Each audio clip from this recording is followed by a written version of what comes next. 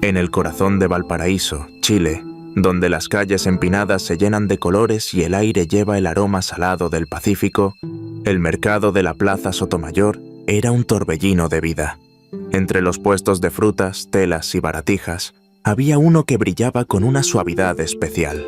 Un rincón de flores frescas, cuidado con amor por Lucía Morales, una joven de 28 años. Sus manos, curtidas pero delicadas, tejían arreglos que parecían contar historias. Lucía vivía para su hijo de 6 años, Mateo, un niño de ojos vivaces que dibujaba barcos y gaviotas en un cuaderno gastado. Las flores no eran solo su sustento, eran su refugio, un lugar donde encontraba calma en una vida llena de luchas silenciosas. Cada mañana, mientras el sol despuntaba sobre los cerros, ella organizaba los claveles, rosas y margaritas, susurrándoles como si fueran amigas. Esa mañana, mientras acomodaba un ramo de lavandas, un hombre se detuvo frente al puesto. Alto, con un traje de lino blanco que contrastaba con la rusticidad del mercado. Su presencia era magnética. Su rostro, marcado por el sol, y una barba bien recortada, desprendía una mezcla de autoridad y calma. Lucía lo notó, pero bajó la vista, acostumbrada a que hombres así pasaran de largo.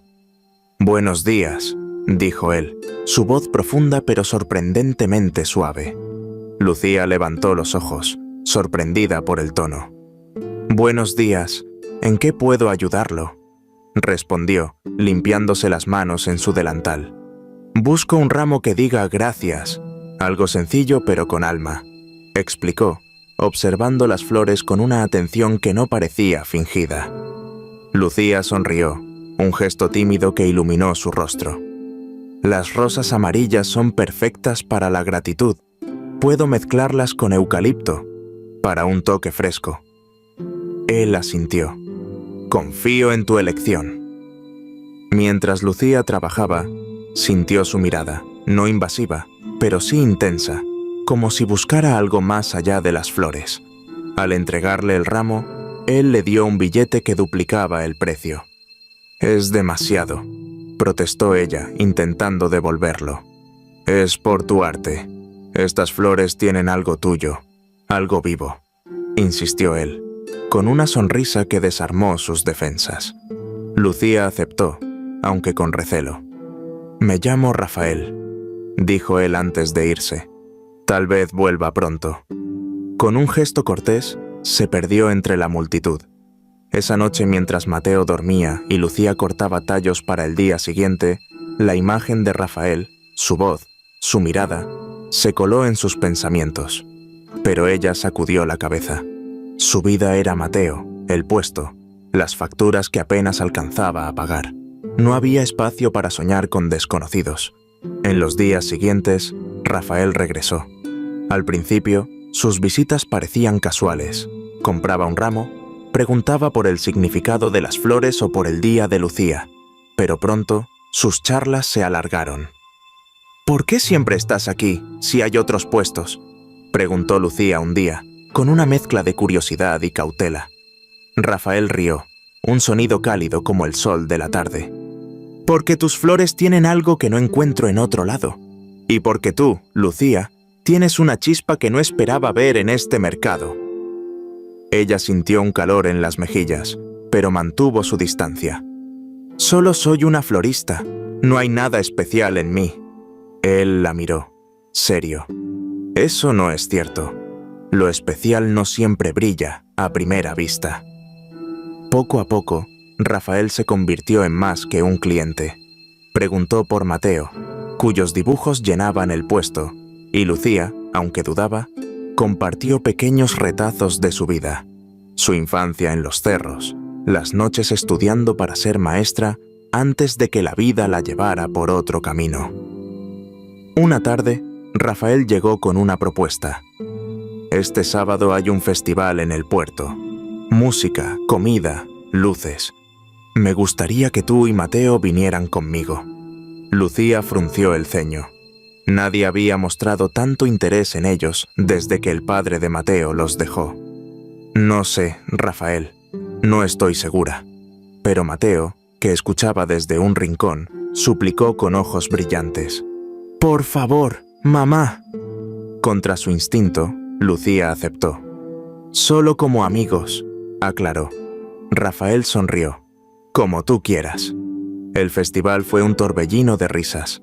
Rafael, vestido con una camisa sencilla pero elegante, jugó con Mateo, compró algodones de azúcar y bailó con él al ritmo de una banda local. Lucía los observaba, su corazón dividido entre la alegría de ver a Mateo tan feliz y el miedo de abrirse a algo nuevo. «Gracias, Rafael. Mateo no ha sonreído tanto en meses», dijo mientras caminaban por el muelle, con el mar susurrando a su lado. «No me agradezcas, estoy disfrutando tanto como él», respondió él, y por primera vez, Lucía sintió que podía confiar en alguien. Esa noche, Mateo, agotado, le preguntó: «¿Rafael es nuestro amigo, mamá?» Lucía acarició su cabello. «Sí, pequeño, es nuestro amigo». Pero en su interior sabía que Rafael estaba empezando a ser más, aunque temía lo que eso significaba.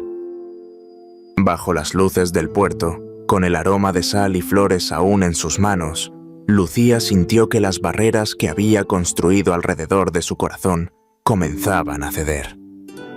Rafael, con su paciencia y su calidez, era una promesa de algo nuevo, pero también un recordatorio de lo frágil que podía ser soñar. Mientras Valparaíso dormía, ella se preguntó si estaba lista para dejar entrar a alguien, o si Rafael sería solo un destello pasajero en su vida. Mientras las luces del festival en el puerto de Valparaíso se desvanecían en la memoria de Lucía Morales, la presencia de Rafael se volvía más constante, como el oleaje que golpea suavemente los muelles de la ciudad. El mercado de la Plaza Sotomayor seguía siendo su refugio, donde las flores de Lucía contaban historias de resistencia y esperanza. Pero ahora, cada vez que Rafael aparecía, con su sonrisa cálida y su traje de lino que parecía fuera de lugar entre los puestos, el corazón de Lucía latía un poco más rápido. Sus visitas ya no eran casuales. Había una intención en sus palabras, en la forma en que preguntaba por Mateo o se quedaba más tiempo del necesario, ayudándola a organizar los ramos. Lucía, aunque cautelosa, no podía negar que esperaba esos momentos, que la hacían sentir vista de una manera que había olvidado. Una mañana, mientras el sol pintaba de dorado los cerros de Valparaíso, Rafael llegó al puesto con una propuesta diferente. «Lucía, hay un jardín botánico en Viña del Mar, a pocos kilómetros. Es un lugar mágico, lleno de flores que te encantarían. Quiero llevarte a ti y a Mateo este fin de semana», dijo, con una chispa en los ojos que la desarmó. Lucía dudó, sus manos apretando un ramo de claveles. «Rafael, no sé. Eres muy amable, pero ¿por qué haces esto? ¿Por qué nosotros?», preguntó, su voz cargada de una mezcla de curiosidad y desconfianza. Rafael suspiró, como si hubiera esperado esa pregunta. «Porque tú y Mateo son un soplo de aire fresco en mi vida. Soy el dueño de una naviera, Lucía. Mi mundo está lleno de contratos, reuniones y decisiones que pesan. Pero contigo, con tus flores, con las risas de Mateo, siento que puedo ser yo mismo, sin máscaras». La confesión la dejó sin palabras. Había sospechado que Rafael era alguien importante. Su porte, su manera de hablar lo delataban. Pero no imaginó que fuera un hombre de tanto poder. «Mi vida es sencilla, Rafael. No sé si encajo en tu mundo», respondió, bajando la vista. Él se acercó, su voz suave pero firme. «No quiero que encajes en mi mundo, Lucía. Quiero que lo hagas tuyo, a tu manera. Solo dame una oportunidad de mostrarte que esto puede ser real». Sus palabras, sinceras y desnudas, tocaron una fibra que Lucía había protegido durante años. «Está bien», dijo finalmente. «Pero Mateo viene con nosotros». Rafael sonrió. No lo tendría de otra manera. El viaje al jardín botánico fue un sueño. Mateo, con su cuaderno de dibujos bajo el brazo, corría entre los senderos, señalando orquídeas y rosales con una emoción que llenaba el aire. Rafael, paciente, le explicaba los nombres de las plantas, inventando historias sobre flores que viajaban por el mundo en barcos. Lucía los observaba, su corazón dividido entre la felicidad de ver a Mateo tan libre y el temor de que todo fuera demasiado perfecto, como un castillo de arena que el mar podía derrumbar. En un momento, mientras caminaban por un sendero cubierto de jazmines, Rafael arrancó una flor y se la ofreció. «Para la florista que hace magia con las flores», dijo, con una sonrisa que la hizo sonrojar. «Gracias, Rafael. Este lugar es increíble», respondió ella, sosteniendo la flor como si fuera un tesoro. Esa noche, de regreso en su pequeña casa en el Cerro Alegre, Mateo se durmió abrazando su cuaderno, agotado por el día. Lucía, sentada en la mesa, miraba la flor de jazmín que había guardado. La confesión de Rafael resonaba en su mente. Ser el dueño de una naviera significaba un mundo de responsabilidades, de lujos, de expectativas que ella no conocía. Ella era una madre soltera, una florista que apenas llegaba a fin de mes. ¿Cómo podían sus mundos encontrarse sin que uno aplastara al otro? Pero cada risa de Mateo, cada gesto de Rafael, le decía que valía la pena intentarlo, aunque el miedo a perderlo todo la acechaba. En las semanas siguientes, Rafael se volvió una presencia constante. Ayudaba a Mateo con sus dibujos, traía café para Lucía en las mañanas frías y escuchaba sus historias con una atención que la hacía sentir importante. Pero no todo era sencillo. En el mercado, los rumores comenzaron a circular. «¿Quién es ese hombre que siempre está con Lucía?», susurraban los vendedores. Algunos, con envidia o curiosidad, insinuaban que ella estaba buscando algo más que amistad. Lucía, herida por los comentarios, confrontó a Rafael una tarde. «La gente habla, Rafael. Dicen que no debería confiar en ti, que alguien como tú no se queda con alguien como yo». Él la miró, serio. «Lucía, pero lo que importa es lo que nosotros sentimos. Dime, ¿confías en mí?». Ella dudó, pero asintió. «Sí, confío, pero tengo miedo». Rafael tomó su mano. «Yo también tengo miedo. Mi vida no es tan simple como parece. Tengo socios, responsabilidades, una familia que no siempre entiende mis decisiones. Pero por ti, por Mateo, estoy dispuesto a enfrentar lo que venga». Sus palabras eran un ancla, pero también un recordatorio de las diferencias entre ellos. Días después, Rafael llegó con una invitación que la sorprendió. «Quiero que vengas a mi casa, Lucía. No es un palacio, pero es mi hogar. Quiero que tú y Mateo vean quién soy realmente». Lucía sintió un nudo en el estómago. Aceptar significaba cruzar una línea, adentrarse en un mundo que no era el suyo. Pero la emoción en los ojos de Mateo, que ya veía a Rafael como un héroe, la convenció.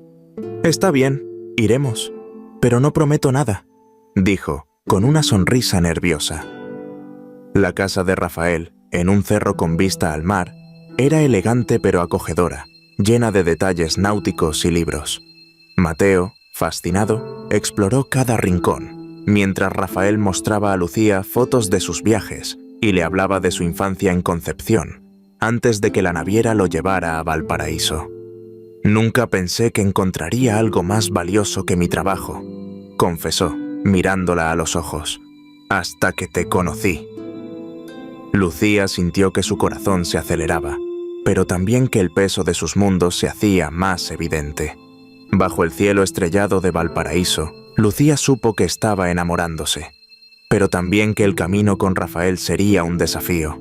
Sus mundos, como el mar y la tierra, podían tocarse, pero nunca serían uno solo. Y mientras el viento traía el aroma del océano, ella se preguntó si su amor sería suficiente para salvar esa distancia.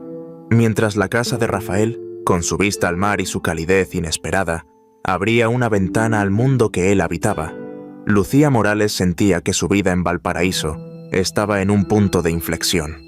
El mercado de la Plaza Sotomayor, con sus flores y su bullicio, seguía siendo su ancla, pero Rafael y su conexión con Mateo habían traído un viento nuevo. uno que prometía cambio pero también incertidumbre. Las semanas posteriores a la visita a su hogar fueron un torbellino de emociones. Rafael no solo era un hombre de negocios, era alguien que, a pesar de su posición, buscaba en Lucía y Mateo una autenticidad que su mundo de contratos y reuniones no le ofrecía. Sin embargo, las diferencias entre sus vidas se hacían más evidentes, y con ellas, los desafíos que amenazaban con separarlos. Lucía notaba las miradas en el mercado. Los rumores, que al principio eran susurros, ahora eran comentarios abiertos. ¿Crees que ella lo atrapó por su dinero?, decían algunos vendedores, mientras otros cuestionaban si Rafael, con su naviera y su vida en los cerros altos, se quedaría con una florista. Lucía, herida pero decidida, intentaba ignorarlos, pero las dudas se colaban en su corazón. Una tarde, mientras organizaba margaritas bajo un cielo nublado, Rafael llegó con un ramo de rosas rojas, un gesto que la sorprendió.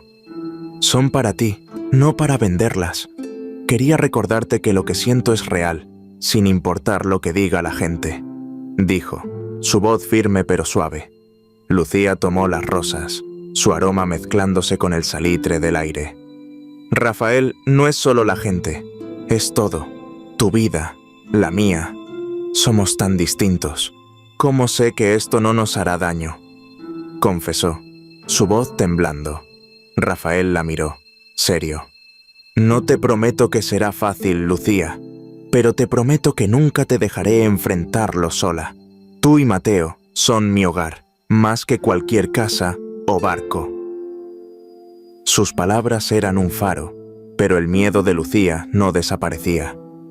Días después, una noticia complicó todo. Rafael recibió una llamada urgente.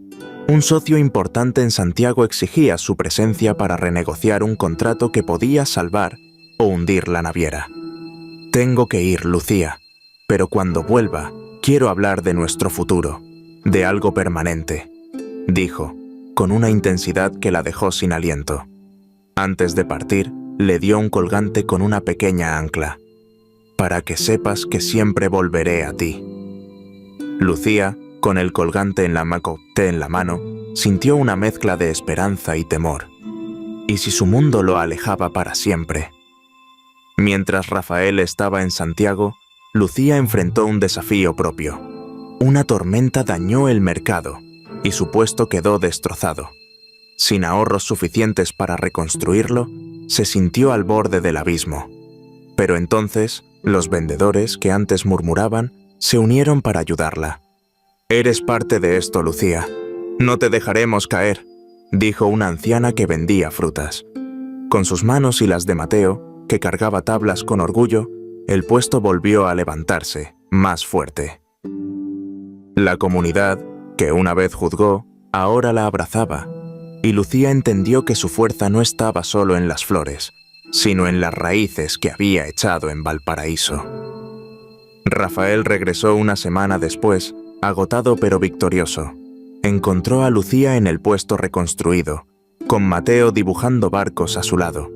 Sin decir palabra, la abrazó, como si el tiempo y la distancia solo hubieran fortalecido lo que sentía. «Lo logré, Lucía. La naviera está a salvo. Pero no significa nada si no estás conmigo», dijo, arrodillándose frente a ella y Mateo. Sacó un anillo sencillo, con una piedra que brillaba como el mar. «Lucía Morales, ¿te casarías conmigo? Quiero que tú y Mateo sean mi familia, para siempre». Lucía, con lágrimas en los ojos, miró a Mateo, que asentía con entusiasmo. «Sí, Rafael, sí», respondió, su voz rota por la emoción. El mercado estalló en aplausos, y por primera vez, Lucía sintió que sus mundos podían unirse. La boda, meses después, fue un reflejo de sus vidas, sencilla pero llena de amor, en el muelle de Valparaíso, con el mar como testigo. Mateo, vestido de marinero, llevó los anillos, mientras los vendedores del mercado llenaban el aire de flores. Lucía, con un vestido blanco que ondeaba con la brisa, caminó hacia Rafael, que la esperaba con una sonrisa que lo decía todo. Prometo amarte, protegerte y hacerte reír, en las tormentas y en la calma, dijo él. Lucía, con la voz firme, respondió: prometo ser tu hogar, Rafael, y construir un futuro donde Mateo y nosotros siempre tengamos un lugar. Bajo el cielo estrellado, sellaron su promesa con un beso, mientras las olas cantaban su aprobación. Con el tiempo, Lucía y Rafael transformaron su amor en algo más grande. Juntos, crearon un proyecto para enseñar a niños de los cerros a cultivar flores y pintar, combinando el arte de Lucía con la visión de Rafael. El mercado se convirtió en un centro comunitario, donde las flores de Lucía inspiraban a otros a soñar. Mateo, ahora un adolescente, lideraba talleres, sus dibujos de barcos adornando las paredes. Rafael, aunque seguía dirigiendo la naviera, encontraba su verdadera alegría en las tardes con su familia, navegando en un pequeño bote que Mateo bautizó Esperanza. Una noche, años después, mientras observaban el puerto desde su casa en el cerro, Lucía tomó la mano de Rafael. «Nunca pensé que un puesto de flores me traería hasta aquí», dijo, su voz llena de gratitud.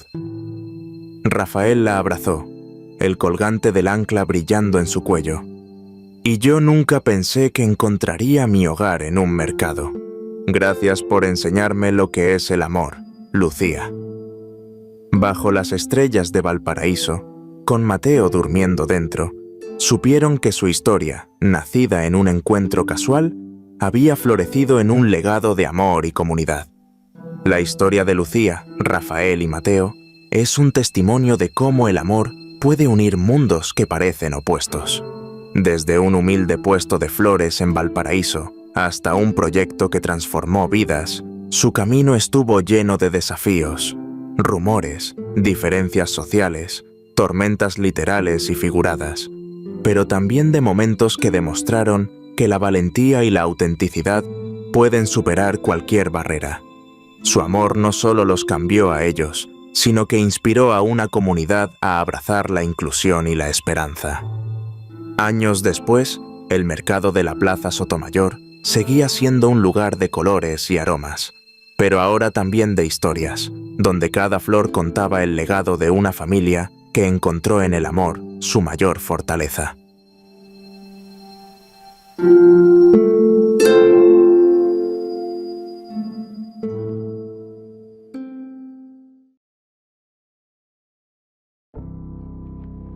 La niebla se deslizaba por las calles de la ciudad costera como un velo gris, amortiguando el sonido lejano de las olas que chocaban contra la orilla. Elena Torres, con sus 27 años, caminaba con pasos pesados, el peso de un turno de 12 horas en el hospital aún clavado en sus hombros. Sus pies dolían dentro de las zapatillas gastadas, y sus ojos, pesados de sueño, apenas registraban las farolas que parpadeaban en la penumbra. El aire húmedo se pegaba a su piel y el olor salado del océano se mezclaba con el cansancio que le apretaba el pecho. Había sido un día largo. Una anciana con neumonía a la que sostuvo la mano hasta que se durmió. Un niño con fiebre al que le cantó bajito para calmarlo. Siempre daba más de lo que tenía, aunque a veces se preguntara cuánto le quedaba por dar. En su mente repasaba la lista de cosas por hacer. Llegar a casa, calentar la sopa de ayer, dormir unas horas antes de volver al hospital. Pero algo rompió el hilo de sus pensamientos. Un sonido débil, como un gemido, flotando en la niebla. Elena se detuvo, el corazón latiéndole un poco más rápido. ¿Un gato? ¿El viento?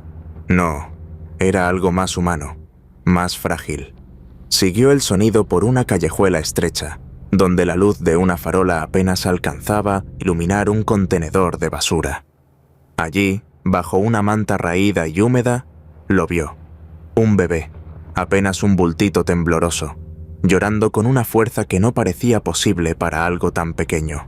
Su piel estaba enrojecida por el frío, sus puñitos apretados, y sus gritos desgarraban el silencio.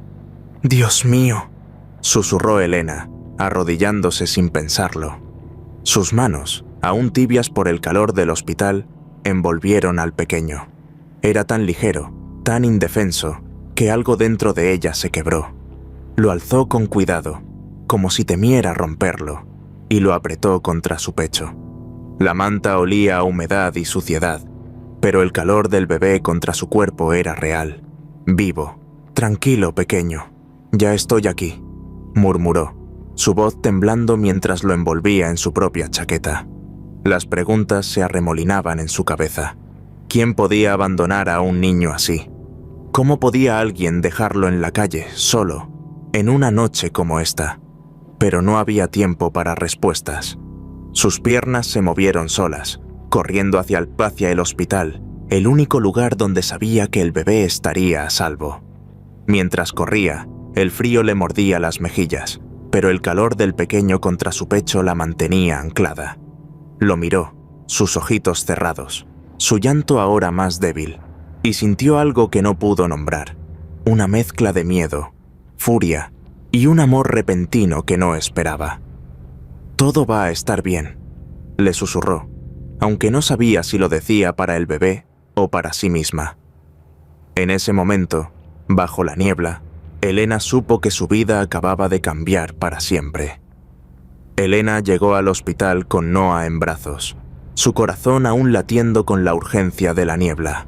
Los pasillos brillaban bajo la luz estéril, y sus colegas, al verla, corrieron allá, a ayudar. Entregó al pequeño a manos expertas, pero no pudo apartarse.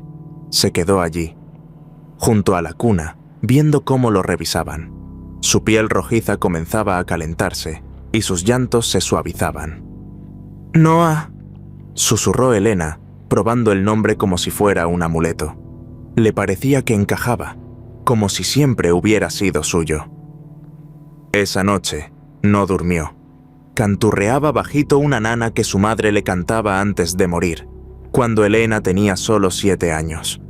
Aquel recuerdo, de una infancia rota por la pérdida, se mezclaba con la imagen de Noah, tan frágil, tan solo. No podía dejarlo. En su pequeño apartamento, con paredes llenas de fotos y una mesa cubierta de tazas sin lavar, Elena intentaba procesar lo que había pasado. Era un lugar acogedor, pero desordenado, reflejo de una vida dedicada a otros. Apenas ganaba lo suficiente para pagar el alquiler y las facturas, y la idea de criar a un niño sola parecía una locura. Pero cada vez que miraba a Noah en el hospital, sentía una punzada en el pecho, como si él la hubiera elegido. Sus colegas la admiraban, pero también dudaban. «Elena, esto es mucho», le dijo Marta, una enfermera mayor, mientras tomaban café en la sala de descanso. «¿Estás segura? No tienes familia cerca, y el sistema no es fácil». «Lo sé», respondió Elena, con la mirada fija en su taza. «Pero no puedo dejarlo solo. Nadie lo reclama». La investigación avanzaba lentamente. Las autoridades revisaron cámaras, hablaron con vecinos, pero no había pistas. Noah, sano pero débil, necesitaba un hogar, no un limbo de papeles. Elena pasaba cada noche junto a Teastelco, cantándole, tocando sus deditos diminutos. Una madrugada, mientras Noah dormía en sus brazos, tranquilo por primera vez, Elena sintió una certeza que la asustó y la llenó de esperanza al mismo tiempo. Recordó las noches de su infancia, sola tras la muerte de su madre, deseando que alguien la abrazara así. No quería que Noah creciera con ese vacío. «Tú mereces un hogar, pequeño», murmuró, su voz quebrándose. «Y si nadie más te lo da, lo haré yo». La decisión de adoptarlo llegó como un relámpago silencioso. Era imprudente. El papeleo era un laberinto. Su salario apenas alcanzaba, y no tenía apoyo. Pero cuando Noah abrió los ojos y la miró, como si supiera que ella era su refugio, Elena supo que no había vuelta atrás. «Vamos a estar bien», le prometió, apretándolo contra su pecho. Era una promesa arriesgada, pero en ese momento, bajo la luz tenue del hospital, sintió que era lo único que importaba.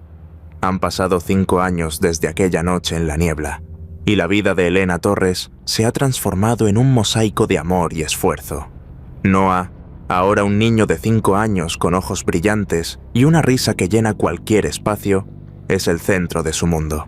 Su pequeño apartamento en la ciudad costera, con paredes decoradas con dibujos de crayones y una mesa que siempre huele a pan recién horneado, es un refugio modesto pero cálido.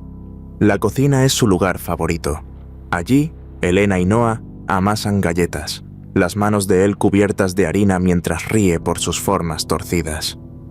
«Mira, mamá, esta parece una estrella», exclama Noah, sosteniendo una masa deformada. Elena sonríe, aunque el cansancio de un turno doble en el hospital le pesa en los párpados. Cada noche, después de leerle un cuento sobre piratas o dragones, lo arropa y lo mira dormir, sus rizos oscuros cayendo sobre la almohada. Esos momentos le recuerdan por qué lucha. La vida no es fácil.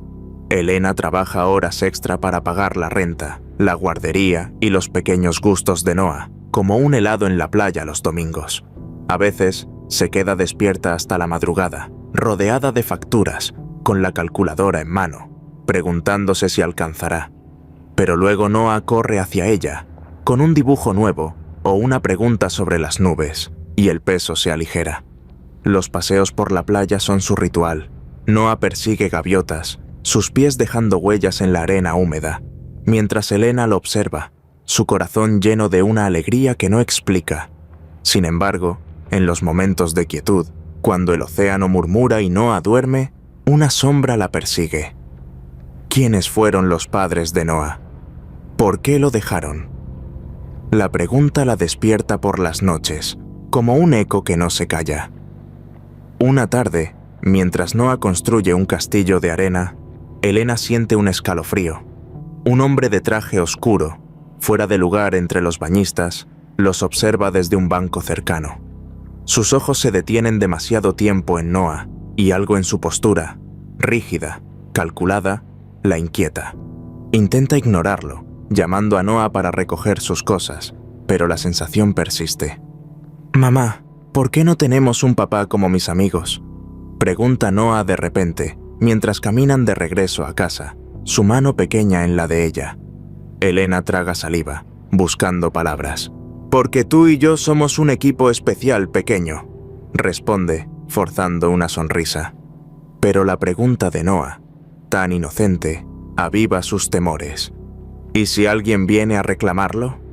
Esa noche, mientras Noah duerme, Elena se sienta en el sofá, rodeada de juguetes esparcidos y una pila de facturas. Mira una foto de los dos en la playa, Noah riendo con una concha en la mano. Siente que su vida, aunque agotadora, es suficiente. Pero la imagen del hombre en la playa no la deja en paz. Algo está cambiando, y aunque no lo sabe aún, el destino está a punto de golpear su puerta, trayendo respuestas que nunca buscó, pero que cambiarán todo lo que conoce. El sol se desvanecía en la playa, dejando un resplandor anaranjado que no calentaba el nudo en el estómago de Elena Torres. Había visto al hombre de traje oscuro otra vez, esta vez acercándose con pasos firmes, mientras Noah jugaba con un cubo de arena. «Elena Torres, ¿verdad?», dijo, su voz baja pero cargada de intención. Era Daniel Carter, un nombre que ella no conocía, pero que pronto cambiaría todo. Alto, con ojos hundidos y una postura que gritaba control, Daniel parecía fuera de lugar en la brisa salada. «Soy el padre de Noah», declaró, y el mundo de Elena se tambaleó. Su primer instinto fue apretar la mano de Noah, que la miraba con curiosidad. «No sé de qué habla», respondió, su voz afilada por la ira protectora. Pero Daniel no retrocedió. Contó una historia que cortó el aire. 5 años atrás, su pareja, Sofía, embarazada, desapareció tras una discusión. La buscó sin descanso, en cada rincón, sin hallar rastro, hasta Noah. Elena sintió el suelo desvanecerse. Recordó la noche en que encontró a Noah, su cuerpecito temblando bajo la niebla. Era su hijo, el que había criado con noches sin dormir y risas en la cocina. Pero los ojos de Daniel, oscuros como los de Noah, sembraron una duda que la aterró. Él habló de una prueba de ADN, de respuestas, pero todo lo que Elena oía era la amenaza de perder lo que más amaba. «No dejaré que me lo quites», espetó, su voz temblando de furia y miedo. Daniel no respondió con enojo, sino con una tristeza que la desarmó. «No quiero quitarte nada», dijo. «Solo quiero saber si es mi hijo». Esa noche, en su apartamento, Elena no durmió. Noah dormía en su cama, abrazado a un peluche, ajeno a la tormenta que azotaba su corazón. Recordó los días felices con él, sus primeras palabras, sus risas en la playa. Pero también pensó en Daniel, en su mirada rota. Había algo en él, una herida profunda. En un recuerdo fugaz, Daniel revivió sus días con Sofía, caminatas por la costa, planes para su futuro hijo. Su desaparición lo destrozó, convirtiéndolo en un hombre que vivía para el trabajo, no para el amor. Ver a Noah en la playa, con los mismos rizos oscuros que Sofía, fue como ver un eco de ella. No podía ignorarlo. Elena luchó consigo misma. La prueba de ADN era un riesgo, pero también una verdad que Noah merecía. Si Daniel era su padre, ¿qué significaba para ella? ¿Podría perderlo? Las implicaciones legales la abrumaban. Trámites, abogados, la posibilidad de compartir a Noah con un extraño. Pero al amanecer, mientras Noah se despertaba con una sonrisa, Elena tomó una decisión. «Está bien», le dijo a Daniel por teléfono, su voz firme pero rota. «Hagamos la prueba. Pero que quede claro, Noah es mi vida. Y quizás también la mía», respondió él, dejando un silencio que pesaba como el océano. El sobre con los resultados de la prueba de ADN llegó como una sentencia. Elena lo abrió con manos temblorosas, y las palabras confirmaron lo que temía. Daniel Carter era el padre de Noah. Sentada en su pequeño apartamento, con Noah jugando en la alfombra, sintió que el suelo se desmoronaba. Había criado a Noah, lo había amado desde aquella noche brumosa, y ahora este hombre, un extraño con los mismos ojos oscuros que su hijo, irrumpía en su vida. En su diario, esa noche, escribió: «¿Qué soy para Noah ahora? ¿Una madre prestada? No puedo perderlo. Pero, ¿y si merece conocerlo?». La duda la carcomía, pero Noah, con su risa despreocupada, era su ancla. Daniel, por su parte, estaba destrozado y esperanzado.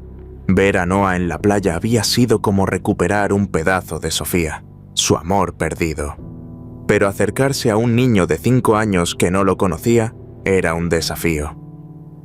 La primera vez que lo visitó, le llevó un camión de juguete enorme, brillante, que Noah miró con desconcierto. «Es demasiado grande», dijo, prefiriendo sus bloques gastados. Daniel se sintió torpe, fuera de lugar, pero insistió. Contaba historias de barcos y estrellas, y aunque Noah lo escuchaba con curiosidad, Daniel sentía el abismo entre ellos. En su oficina, rodeado de pantallas y números, revivía su pasado con Sofía, sus risas, sus planes para un hijo que nunca vio nacer. La culpa lo ahogaba, pero Noah era su segunda oportunidad.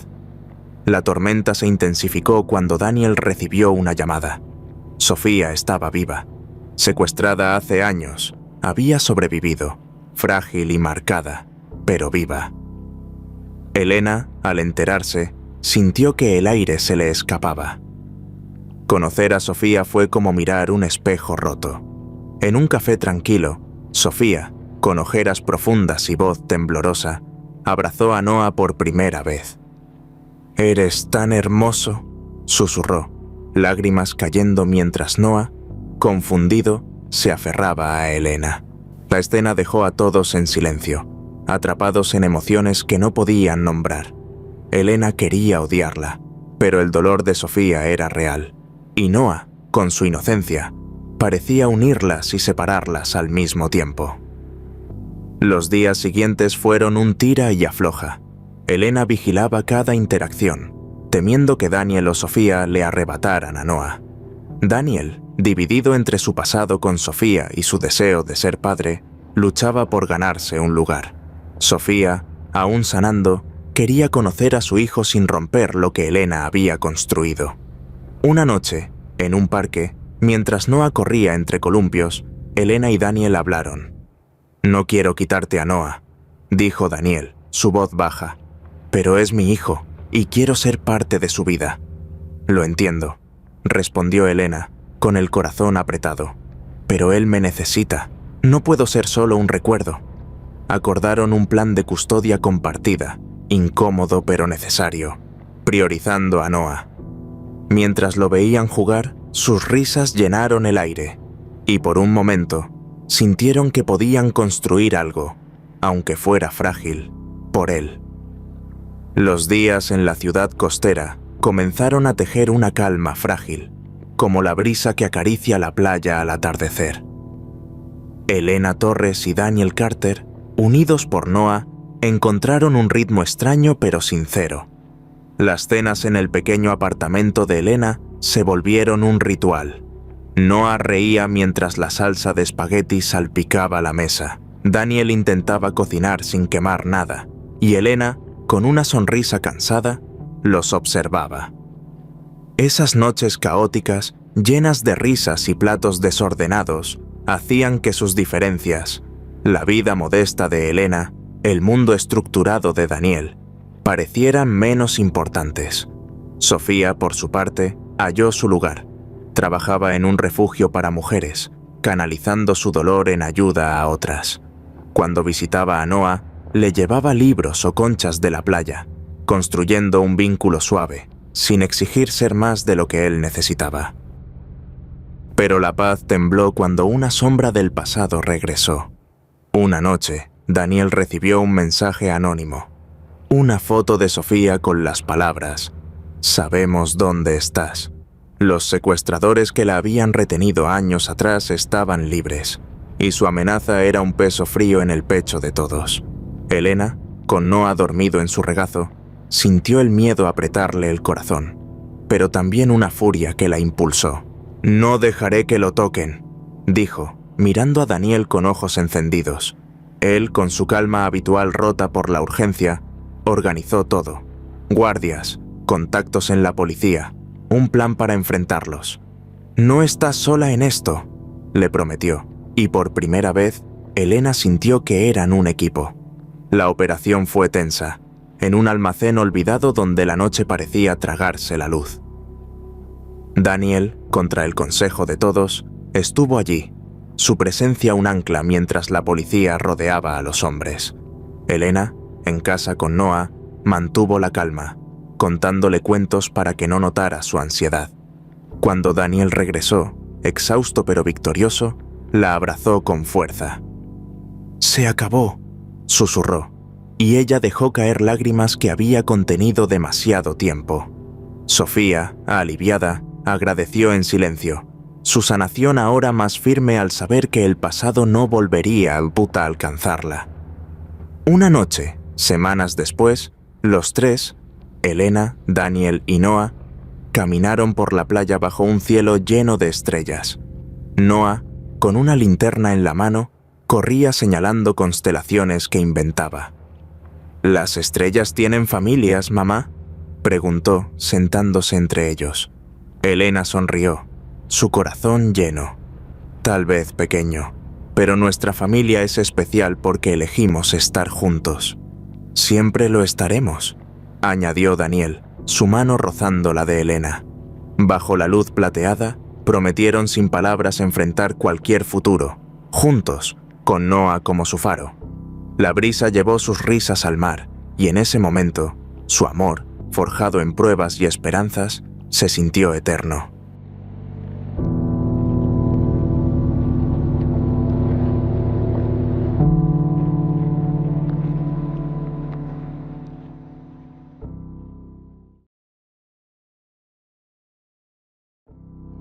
La lluvia caía sin piedad sobre Santiago de Chile, como si la ciudad entera estuviera llorando.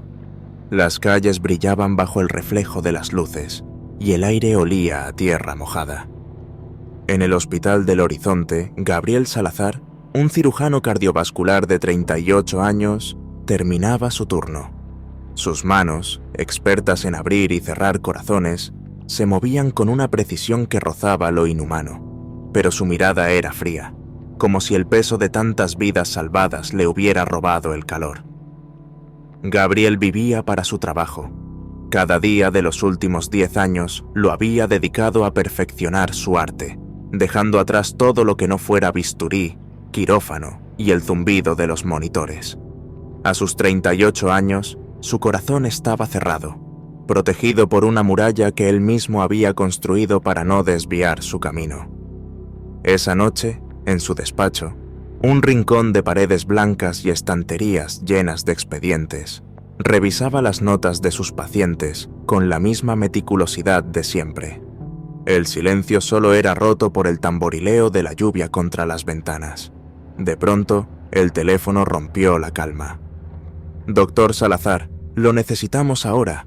Una paciente llegó en estado grave, accidente automovilístico. Es joven, pero está muy débil, perdiendo sangre rápido», dijo la enfermera, con la voz temblorosa por la urgencia. Gabriel no titubeó. Guardó las notas, tomó su equipo y corrió por los pasillos, sus pasos resonando como un eco en la noche. En la sala de emergencias, el caos controlado del hospital lo recibió. Allí estaba ella, Clara Valenzuela, de 25 años, tendida en la camilla. Su ropa estaba rota, empapada de sangre y lluvia, y su rostro, pálido como la luna, apenas dejaba ver un hilo de vida. Su respiración era un susurro frágil, pero sus párpados cerrados parecían aferrarse a la existencia con una fuerza que Gabriel no podía ignorar. La enfermera le explicó que Clara venía de La Cisterna, un barrio humilde comido potala, de donde las casas se apretujaban bajo el peso de la pobreza.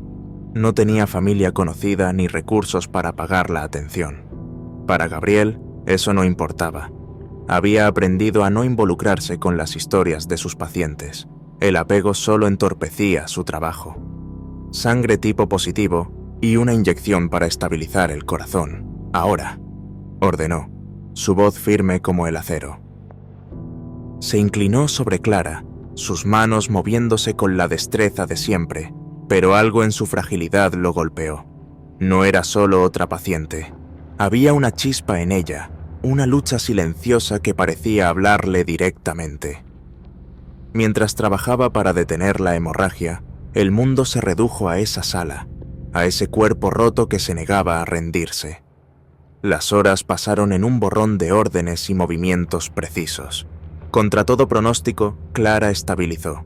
Gabriel, agotado, se retiró sin aceptar los elogios de su equipo. Pero esa noche, por primera vez en años, el rostro de Clara se quedó grabado en su mente, como una luz que se colaba por las grietas de su alma.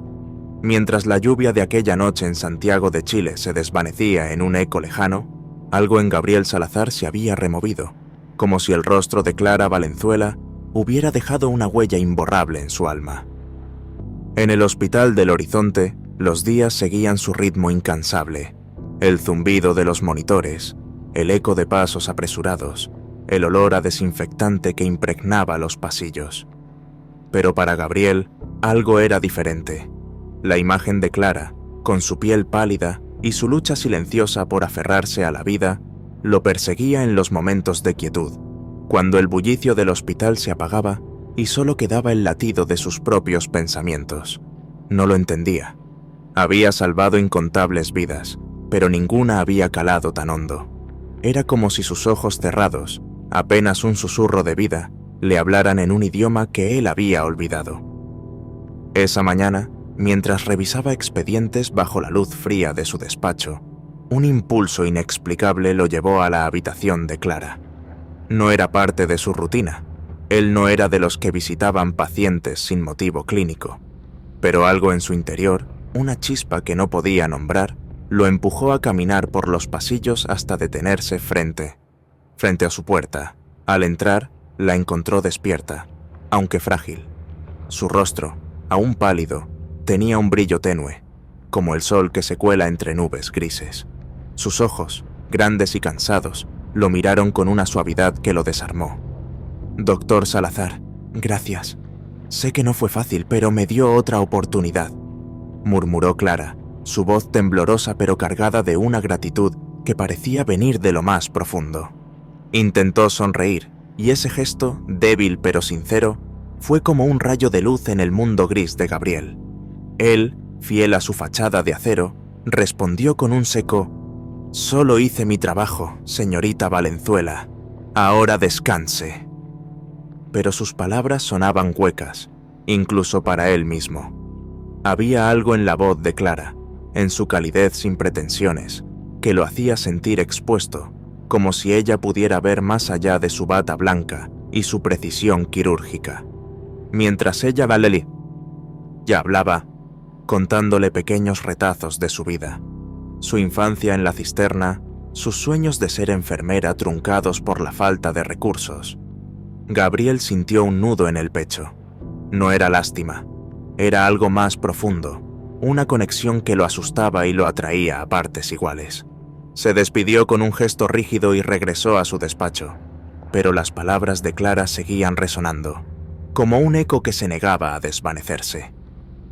Por primera vez en años, Gabriel se preguntó si su vida, tan ordenada y perfecta, estaba incompleta. Y en ese instante, sin saberlo, una grieta se abrió en su corazón, dejando entrar una luz que no estaba listo para nombrar.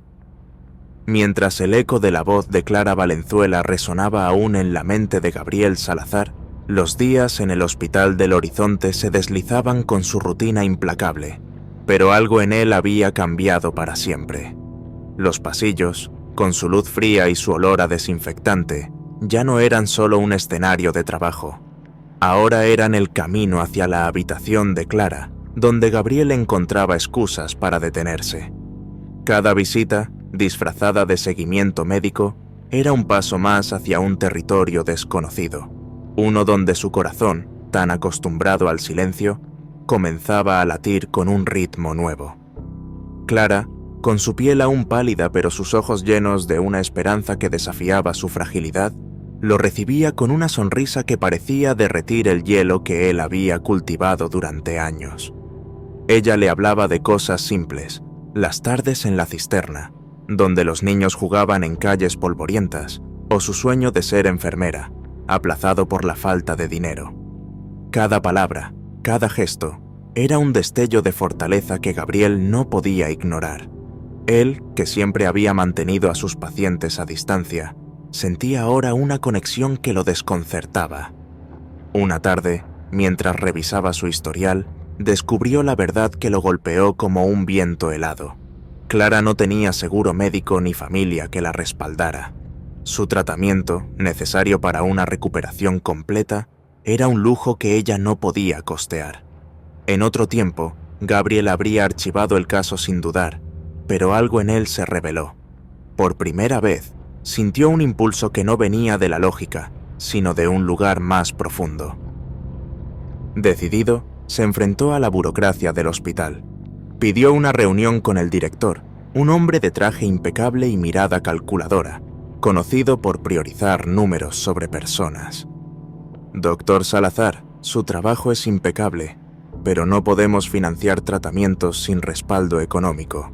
Así funciona esto», dijo el director, con un tono que cortaba como el bisturí de Gabriel. La negativa fue un golpe, pero en lugar de rendirse, Gabriel tomó una decisión que nunca habría imaginado. Cubriría los costos de Clara con su propio dinero. No lo hacía por heroísmo, sino por una necesidad que no podía explicar, como si salvarla fuera también salvar una parte de sí mismo que había olvidado. Cada visita a su habitación, cada conversación breve, tejía un lazo invisible entre ellos. Clara, con su gratitud sincera y su fuerza callada, le recordaba que la vida era más que quirófanos y expedientes. Y aunque Gabriel seguía escondiendo sus emociones tras una máscara de profesionalismo, cada paso que daba junto a Clara lo acercaba a un despertar que no podía detener, como un río que encuentra su curso tras años de estar contenido. Mientras el corazón de Gabriel Salazar comenzaba a latir al ritmo de las visitas a Clara Valenzuela, el mundo fuera de la habitación de hospital seguía su curso, implacable y lleno de encrucijadas. Los días en el Hospital del Horizonte se deslizaban entre operaciones y expedientes, pero cada conversación con Clara, cada destello de su sonrisa, era como un farol en la niebla que envolvía la vida de Gabriel.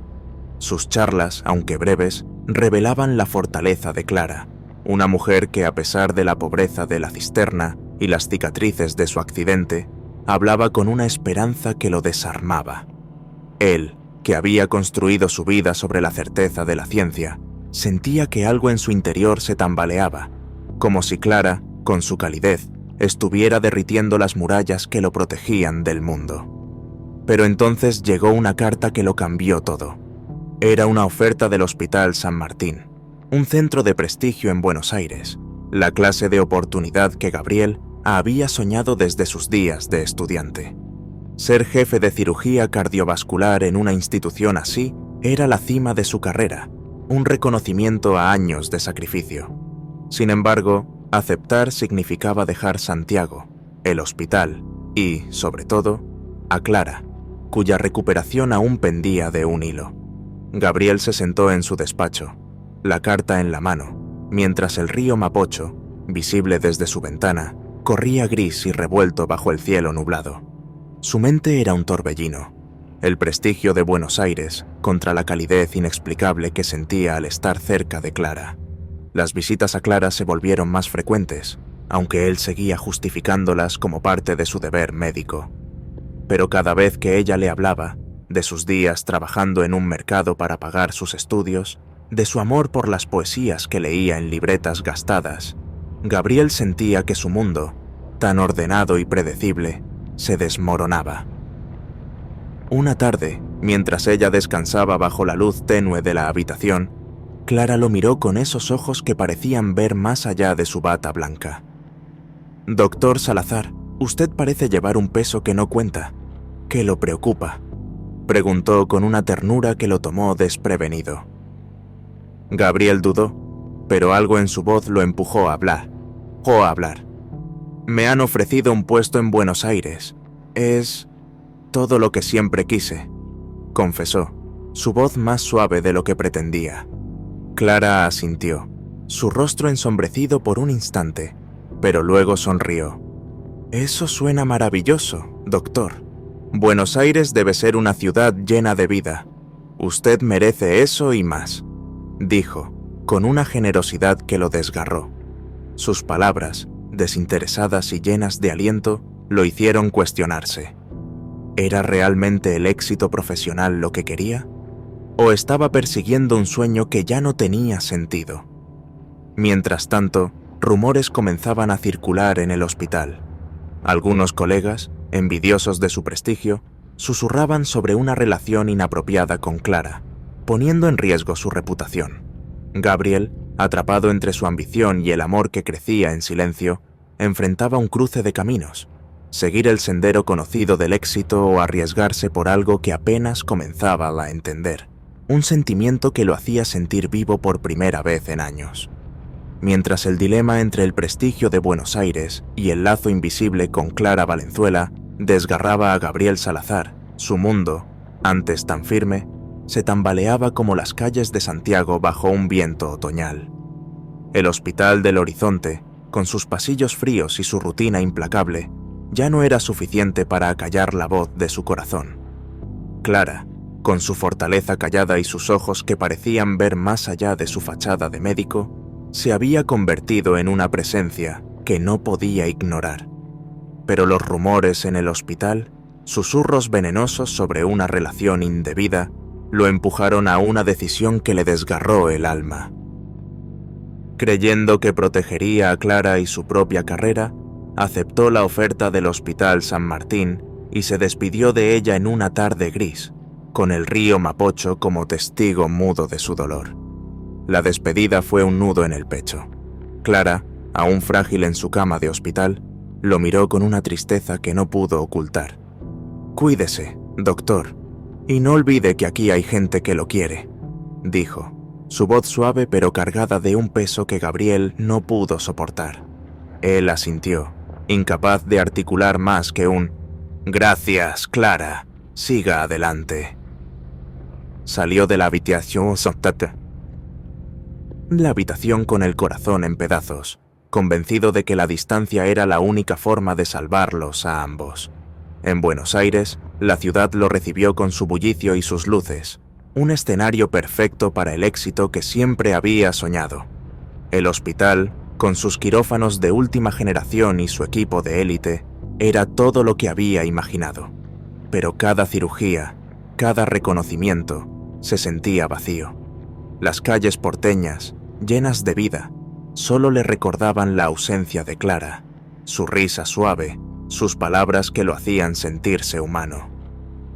Meses después, una carta del Hospital del Horizonte llegó como un relámpago. Una enfermera, que había visto el vínculo entre Gabriel y Clara, escribía que ella enfrentaba problemas económicos y emocionales tras su partida. La imagen de Clara, sola en la cisterna, luchando sin apoyo, fue un golpe que rompió las últimas defensas de Gabriel.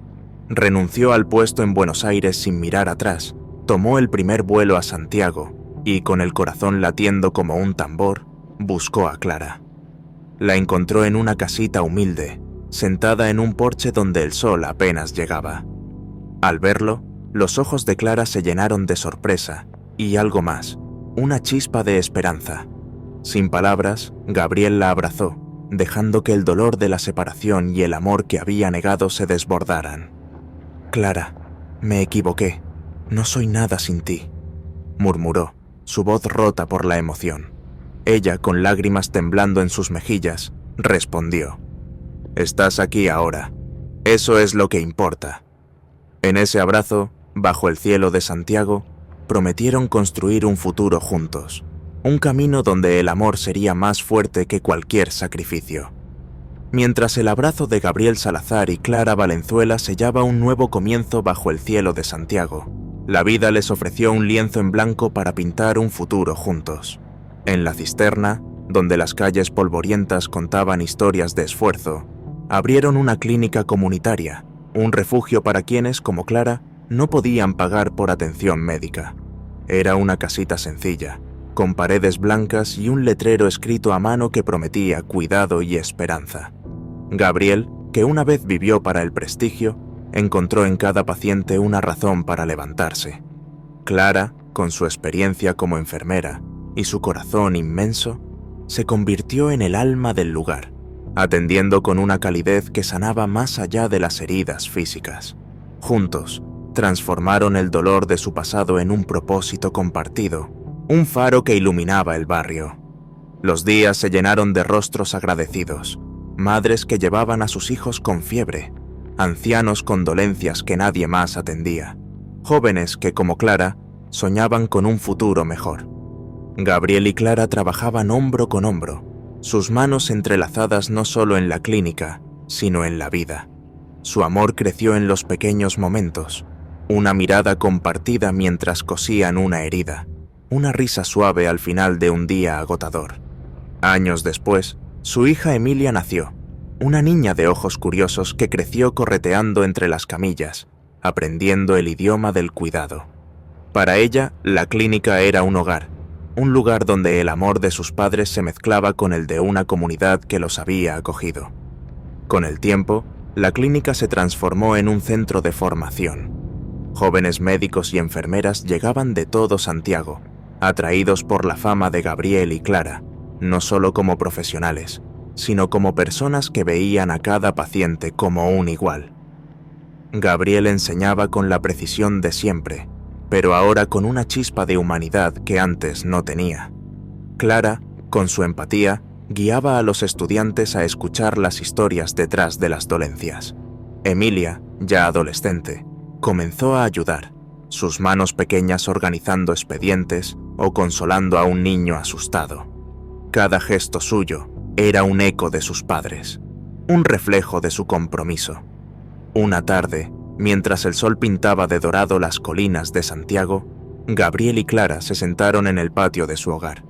Emilia, ahora una joven decidida a estudiar medicina, se unió a ellos. «Todo lo que somos está en ti, Emilia», dijo Gabriel, su voz temblando de orgullo. Clara tomó su mano, sus ojos brillando con lágrimas. y en cada persona que hemos ayudado, en cada corazón que hemos tocado.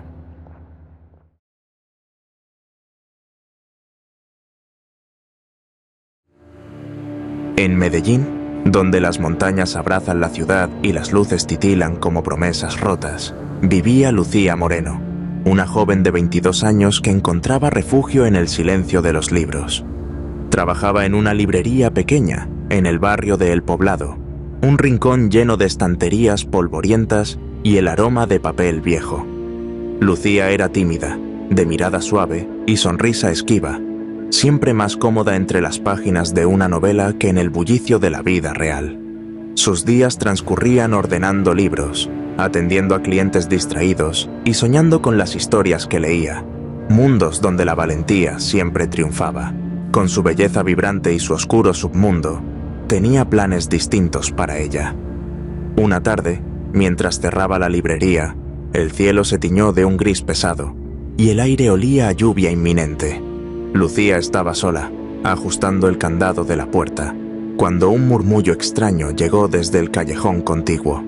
Eran voces bajas, cargadas de tensión, como si el aire mismo contuviera un secreto. Su curiosidad, un rasgo que siempre había reprimido, la traicionó. Con pasos vacilantes, se asomó al callejón. Lo que vio le heló la sangre. Un grupo de hombres, con rostros endurecidos, discutían en voz baja. Entre ellos estaba Diego el Cuervo Vargas, el hombre más temido de la ciudad.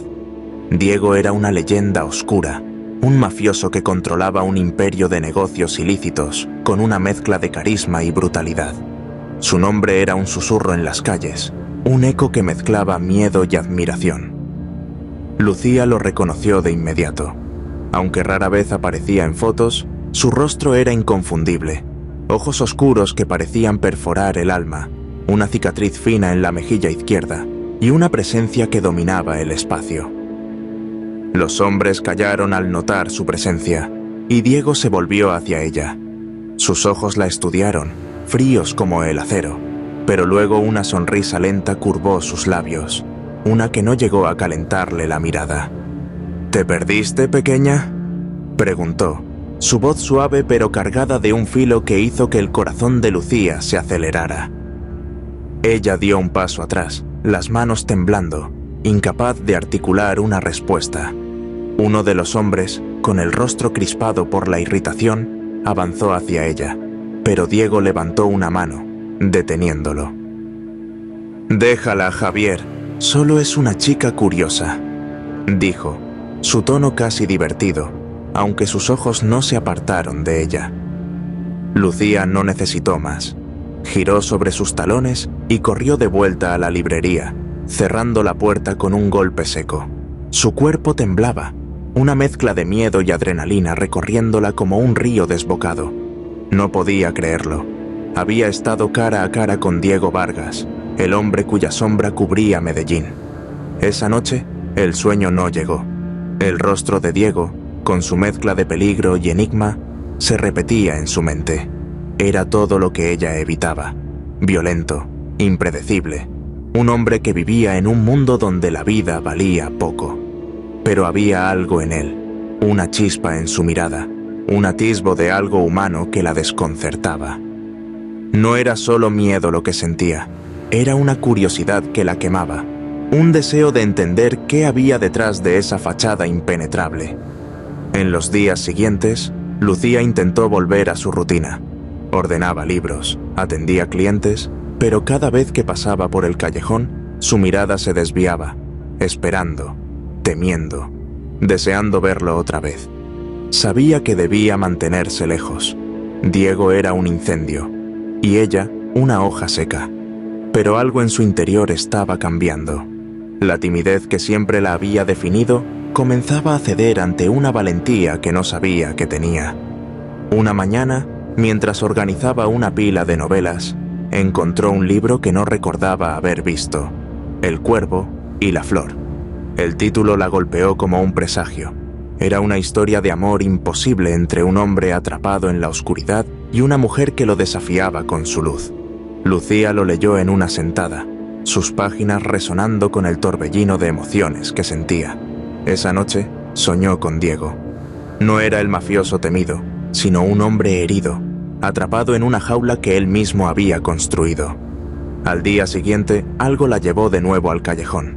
No esperaba encontrarlo, pero la idea de estar en el lugar donde todo comenzó era irresistible. Dobló la esquina y allí estaba él, solo, apoyado contra una pared, como si el destino lo hubiera colocado allí.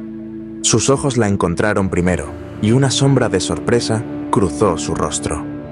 «No esperaba verte otra vez, pequeña», dijo, su voz baja, con un matiz que oscilaba entre la advertencia y la curiosidad. Lucía sintió el pánico subirle por la garganta, pero esta vez no huyó. «Solo pasaba por aquí», tartamudeó, sintiéndose absurda. Diego dio un paso hacia ella, su presencia llenando el espacio. «¿Siempre eres tan curiosa?», preguntó, una leve sonrisa asomando en sus labios. Lucía bajó la mirada, avergonzada, pero algo en su interior se reveló. «Tal vez», respondió, su voz más firme de lo que esperaba. Diego enarcó una ceja, claramente intrigado. «No tienes idea de quién soy, ¿verdad?», dijo, su tono ahora más serio. Lucía levantó los ojos, sosteniendo su mirada por primera vez. «Sé quién eres, pero no sé por qué estoy aquí». Diego guardó silencio, sus ojos oscuros estudiándola. Había algo en su honestidad, en su fragilidad valiente, que lo descolocaba. Estaba acostumbrado al miedo o a la ambición, pero Lucía no encajaba en ninguno de esos moldes. «Deberías alejarte, pequeña. Mi mundo no es para ti», dijo, su voz cargada de una advertencia sincera. Lucía asintió, pero en su corazón sabía que era demasiado tarde.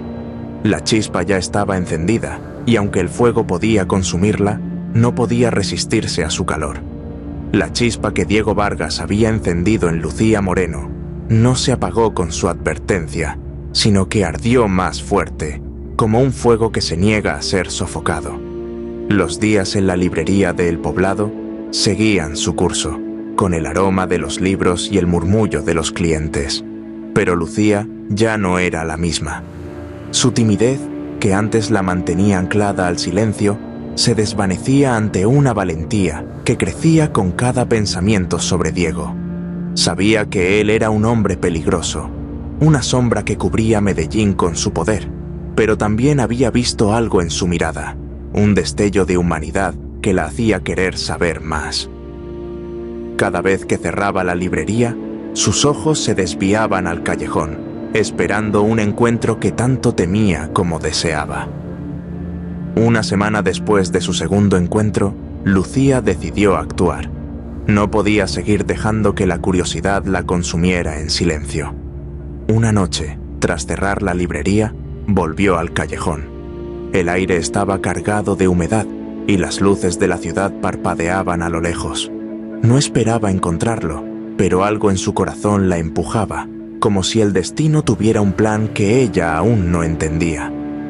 Para su sorpresa, Diego estaba allí, hablando con dos hombres de rostros duros. Al verla, hizo un gesto para que se retiraran, y sus ojos se clavaron en ella con una mezcla de sorpresa y algo más, quizás admiración. «Eres persistente, pequeña», dijo, su voz baja, con un dejo de ironía que no ocultaba su interés. Lucía, con el corazón latiendo como un tambor, se obligó a sostener su mirada. «No sé por qué sigo viniendo», admitió, su voz temblando pero firme. «Pero hay algo en ti que no me deja alejarme». Diego dio un paso hacia ella, su presencia llenando el espacio como una tormenta contenida.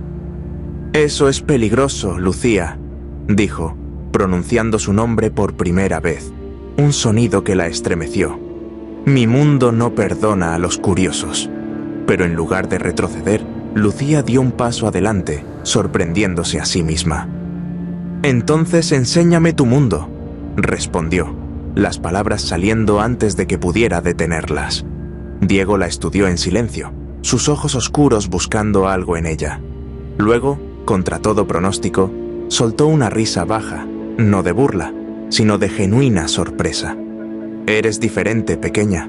No sé si eso es valentía o locura». Hizo una pausa, como si debatiera consigo mismo, y luego añadió: «Si quieres ver mi mundo, tendrás que aceptar sus reglas. No hay medias tintas». Esa noche marcó el comienzo de algo que ninguno de los dos podía prever. Diego empezó a buscar a Lucía, no en el callejón, sino en lugares más discretos. Un café escondido en Laureles, una plaza tranquila al anochecer. Cada encuentro era un riesgo, pero también un refugio. Diego, que siempre había mantenido a todos a distancia, comenzó a abrirse, aunque con cautela. Le habló de Medellín desde las sombras, de los tratos que mantenía la ciudad en pie, de la lealtad y la traición que definían su vida. Pero también le mostró destellos de otro Diego, el hombre que amaba el jazz, que recordaba los atardeceres en las montañas de su infancia antes de que la violencia lo reclamara. Lucía, por su parte, le hablaba de los libros que la habían salvado, de sus sueños de escribir historias propias, de un mundo donde la bondad aún tenía lugar. Cada conversación era un puente entre sus mundos, frágil, pero cada vez más fuerte. Una noche, Diego la llevó a un club en el corazón de Medellín, un lugar lujoso donde el aire estaba cargado de tensión. Era uno de sus dominios, un espacio donde su poder era incuestionable. Al entrar, Lucía sintió las miradas de los presentes, hombres y mujeres que sabían exactamente quién era Diego, y ahora, quién era ella. Algunos la observaban con curiosidad, otros con desprecio, viéndola como una intrusa en un mundo que no le pertenecía. Diego la guió a una sala privada, donde se reuniría con sus socios. Antes de que comenzara la reunión, la miró con una seriedad que la hizo estremecer. «Aquí todos buscan algo, Lucía. Poder, dinero, protección. ¿Qué buscas tú?», preguntó. Ella dudó, pero respondió con honestidad: «Quiero entenderte. Quiero saber quién eres detrás de todo esto». Diego no respondió, pero algo en su expresión cambió, como si sus palabras hubieran tocado una herida que él mantenía oculta. La reunión fue un torbellino de negociaciones y tensiones. Lucía permaneció en silencio, observando cómo Diego controlaba la sala con una mezcla de carisma y autoridad. Pero también notó las miradas de desconfianza de sus socios, hombres que veían su presencia como una debilidad. Cuando salieron del club, Diego la llevó a un mirador en las afueras de la ciudad, donde las luces de Medellín brillaban como un mar de estrellas. «No perteneces a ese mundo, Lucía», dijo, su voz más suave de lo habitual. «Y no quiero que lo hagas, pero no sé cómo mantenerte lejos sin perderte». Lucía tomó su mano, un gesto que los sorprendió a ambos. «No me pidas que me aleje, Diego. Estoy aquí porque quiero estarlo, aunque me asuste». Esa noche, bajo el cielo estrellado, compartieron un momento de calma, un respiro en medio del caos. Pero la paz era frágil. Diego sabía que su relación con Lucía no pasaría desapercibida. Sus enemigos, liderados por un rival llamado Marcos el Tigre Salazar, estaban al acecho, buscando cualquier grieta en su armadura. Y Lucía, con su inocencia y su valentía, se estaba convirtiendo en una grieta imposible de ignorar. Una mañana, mientras Diego planeaba un movimiento contra Marcos, recibió una llamada de Javier, su hombre de confianza. «Marcos sabe de la chica», dijo, su voz tensa. «No sabe quién es, pero está preguntando. Si la encuentra, la usará contra ti». Diego colgó, su rostro endurecido por la furia y el miedo. Había permitido que Lucía entrara en su vida, y ahora su amor podía convertirse en su mayor debilidad. Esa noche, encontró a Lucía en la librería, cerrando como siempre. Ella notó la tensión en su rostro de inmediato. «¿Qué pasa, Diego?», preguntó, dejando caer un libro que sostenía. Él dudó, pero la verdad salió como un río desbordado. «Hay un hombre, Marcos Salazar. Es peligroso y está buscando formas de derribarme. Si descubre quién eres, irá por ti». Lucía sintió un escalofrío, pero no retrocedió. «Entonces, ¿qué hacemos?», preguntó, su voz firme a pesar del miedo. Diego la miró, dividido entre protegerla y no querer perderla. «Necesito que te alejes, solo por un tiempo, hasta que pueda neutralizar a Marcos». Lucía negó con la cabeza, sus ojos brillando con determinación. «No voy a huir, Diego. Si estoy contigo, estoy en esto. Enfrentémoslo juntos». Diego quiso protestar, pero la fuerza en su mirada lo detuvo. Por primera vez, sintió que no estaba solo, pero también que el precio de su amor podía ser más alto de lo que ambos podían imaginar. Mientras la amenaza de Marcos Salazar se cernía sobre Diego Vargas y Lucía Moreno, el frágil puente que habían construido entre sus mundos temblaba bajo el peso del peligro. La noche en el mirador, con las luces de Medellín brillando como un recordatorio de lo que estaba en juego, marcó un punto de inflexión. Lucía, con su valentía recién descubierta, había elegido quedarse junto a Diego, a pesar del miedo que le apretaba el pecho. Pero Diego, cuya vida había sido moldeada por la violencia y la traición, sabía que proteger a Lucía significaba enfrentar a Marcos de una vez por todas. La librería en el poblado, donde Lucía seguía ordenando libros como si la normalidad aún existiera, se convirtió en un refugio temporal, pero ambos sabían que la tormenta estaba por llegar. Diego actuó con rapidez. Reunió a sus hombres más leales, liderados por Javier, y planeó un golpe contra Marcos. No podía permitir que su rival descubriera la identidad de Lucía, mucho menos que la usara como arma. «Marcos no se detendrá hasta que me vea caer», le dijo a Javier en una reunión clandestina, su voz fría pero cargada de determinación. «Tenemos que encontrarlo primero».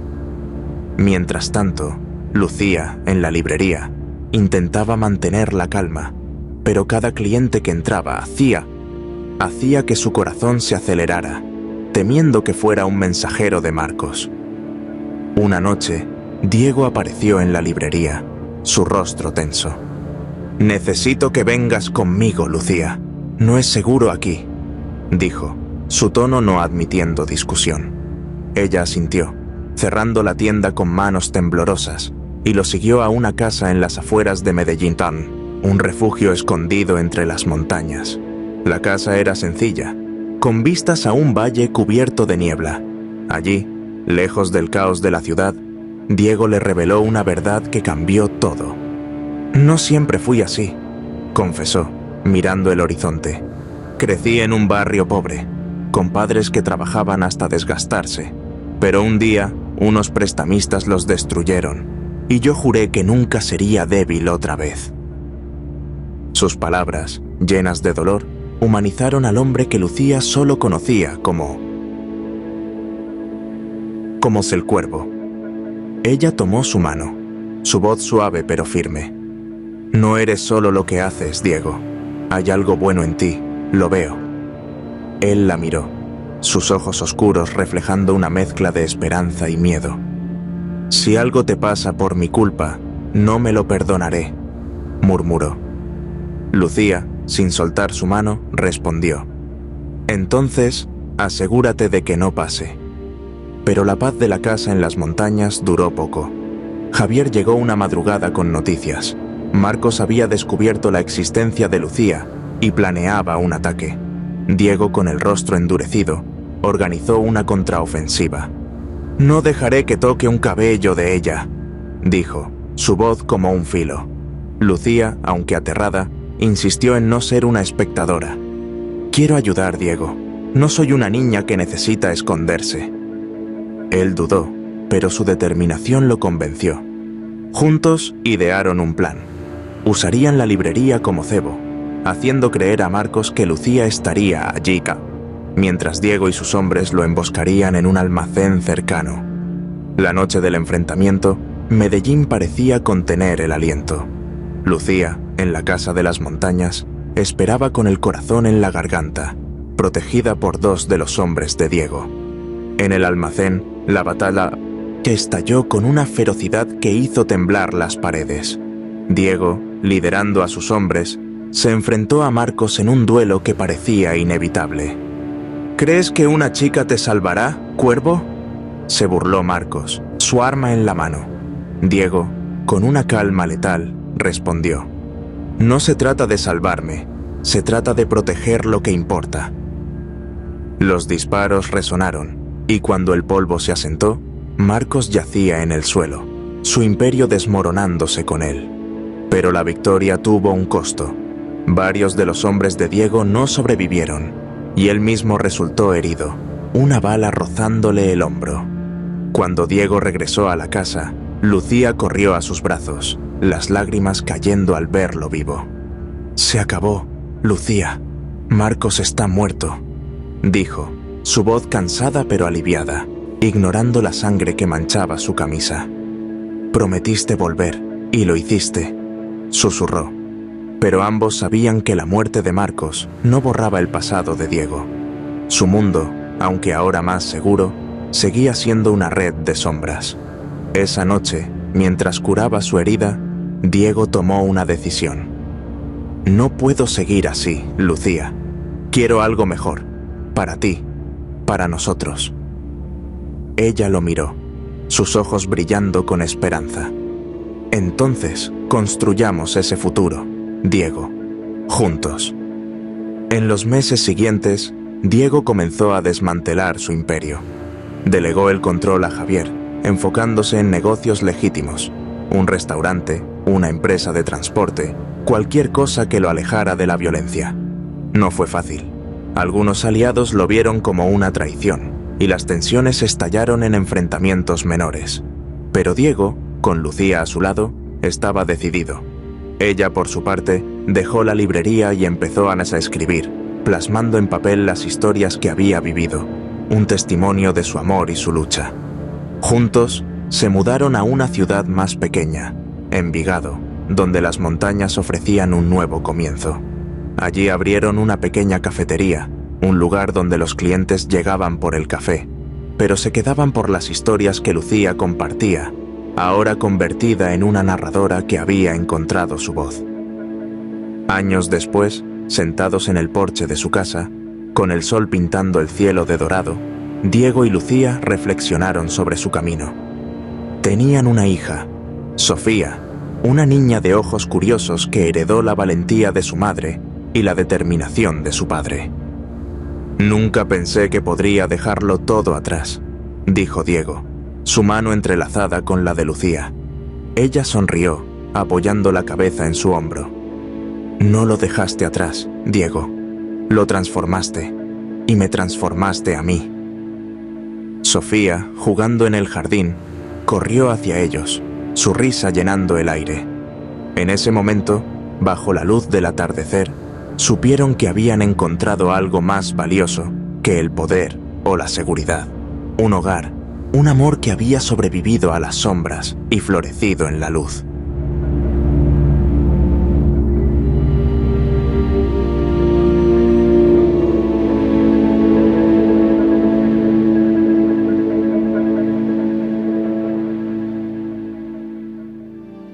La ciudad de Valencia despierta con el murmullo de los autos y el latido constante de sus calles, un lugar donde el sol acaricia los edificios modernos, pero no siempre alcanza los corazones de quienes los habitan.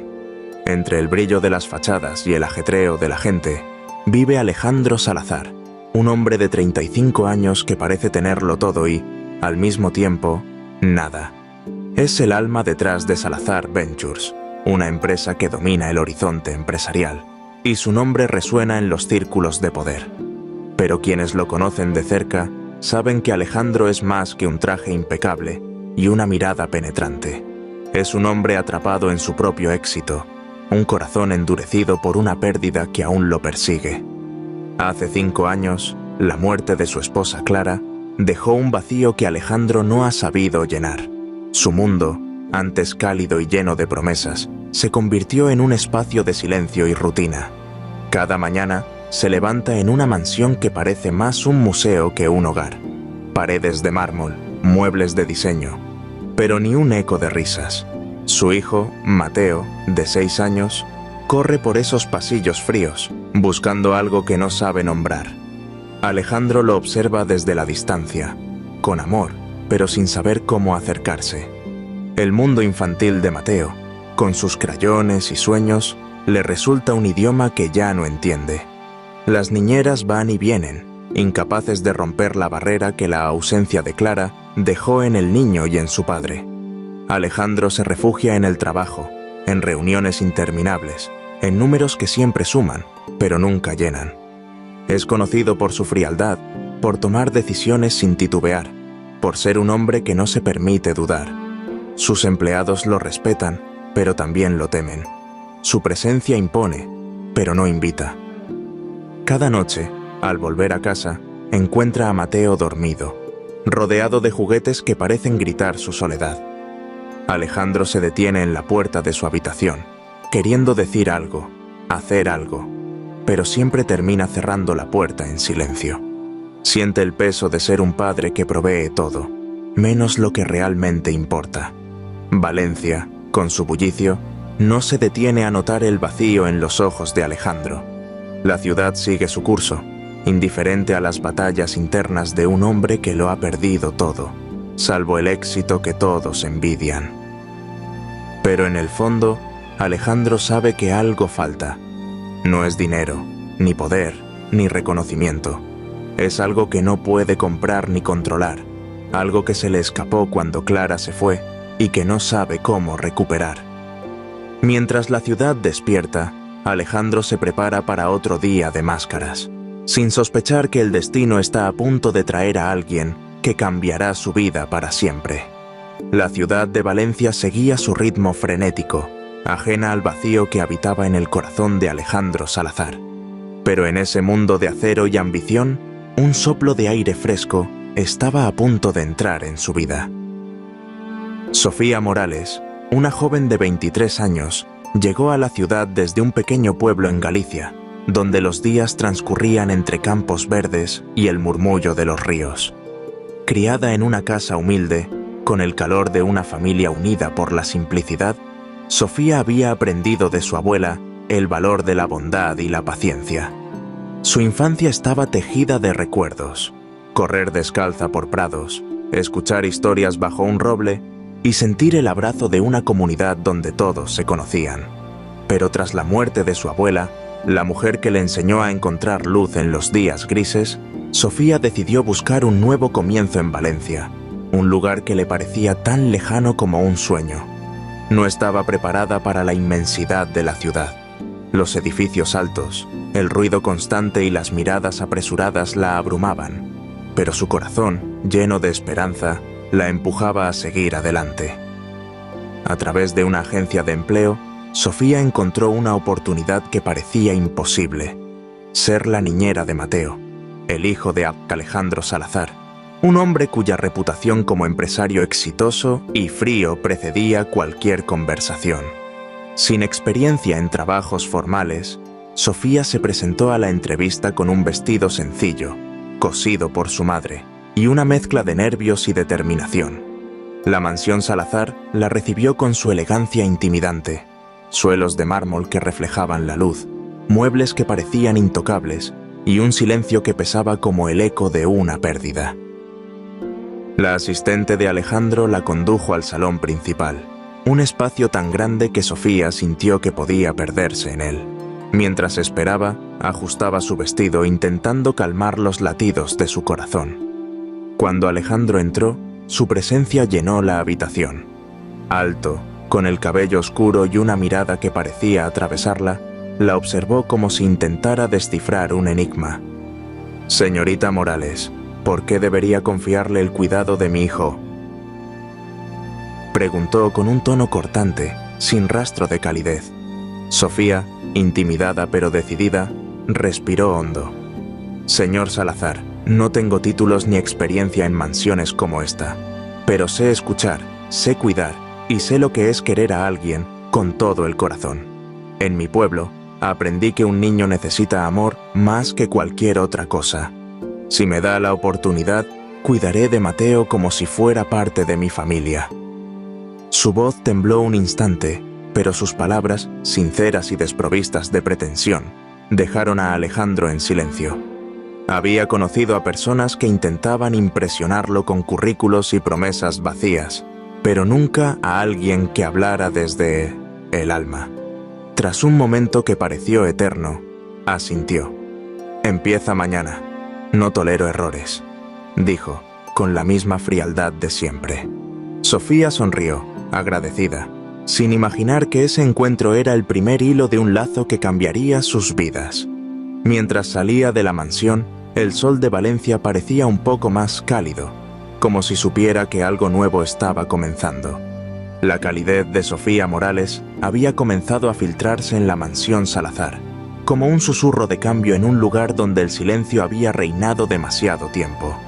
Aunque Alejandro Salazar seguía inmerso en su mundo de números y decisiones frías, su hijo Mateo, de 6 años, empezaba a sentir una chispa de alegría que no había conocido desde la pérdida de su madre. Sofía, con su corazón arraigado en los campos de Galicia, traía consigo una ternura que desafiaba la frialdad de la casa, y su presencia comenzaba a tejer un puente invisible entre un padre distante y un niño que anhelaba amor. La primera mañana, Sofía entró en la habitación de Mateo con una sonrisa que parecía iluminar las paredes de mármol.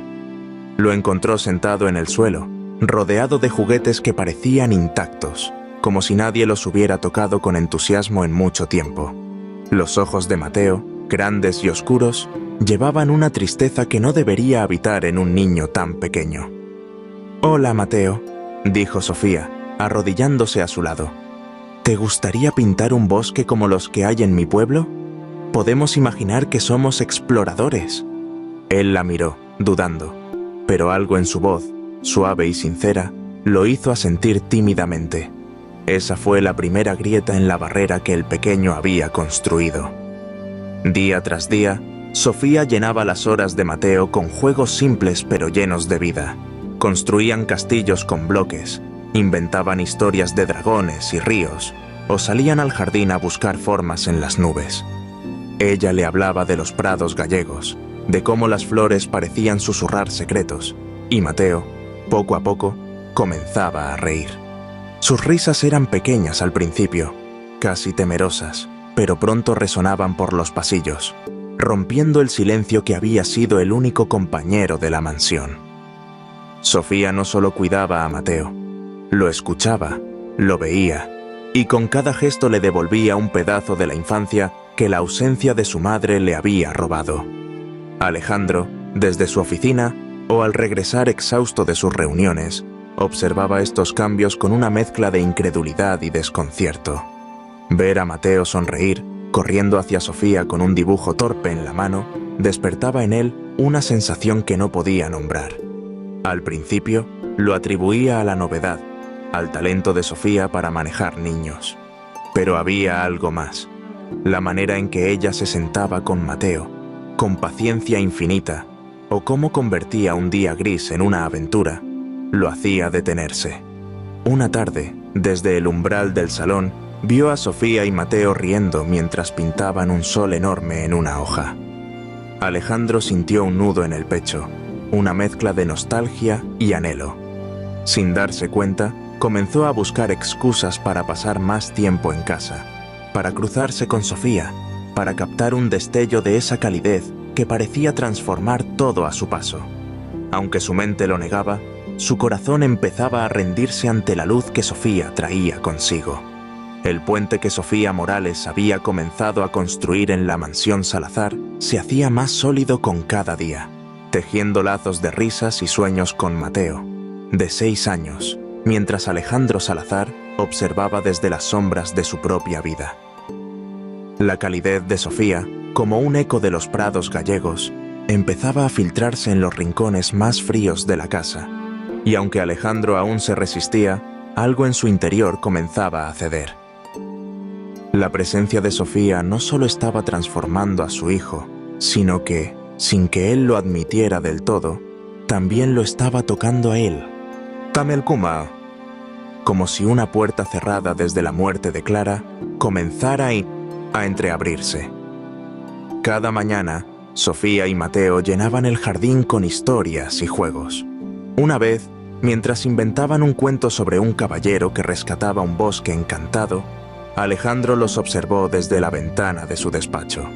La risa de Mateo, tan pura, y la paciencia de Sofía, que se agachaba para escuchar cada palabra del niño, le provocaron una punzada en el pecho.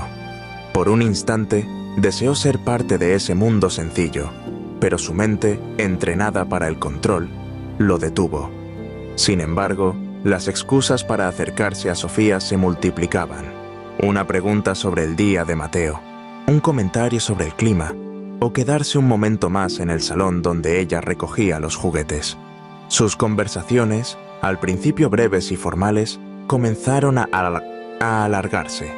Una tarde, mientras Sofía preparaba un té en la cocina y Mateo dibujaba en la mesa, Alejandro entró, cansado tras un día de reuniones. ¿Siempre eres así de paciente?, preguntó, casi sin pensar. Sofía rió, un sonido suave que llenó la habitación.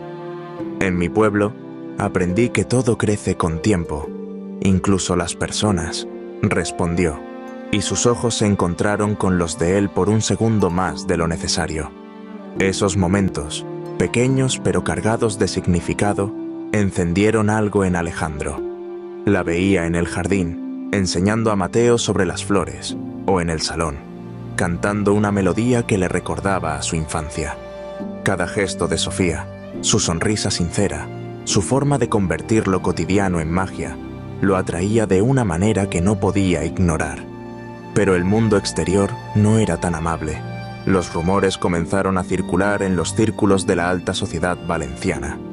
¿Quién era esa joven niñera que parecía tan cercana al intocable Alejandro Salazar? Su hermano mayor, Javier, lo confrontó una noche en la mansión. «Estás dejando que esa chica te distraiga, Alejandro. La gente habla, y no es bueno para la empresa», dijo con tono severo. Alejandro, molesto pero contenido, respondió: «Mateo está feliz, Javier. Eso debería importarte más que los rumores». Sin embargo, las palabras de su hermano sembraron una duda que lo perseguía. ¿Podía permitirse sentir algo tan frágil como lo que crecía en su corazón? Sofía, ajena a las críticas, seguía siendo un faro de luz, pero Alejandro sabía que cada paso hacia ella era un desafío a las reglas de su mundo. La chispa que Sofía Morales había encendido en la mansión Salazar se había convertido en un fuego que Alejandro no podía ignorar.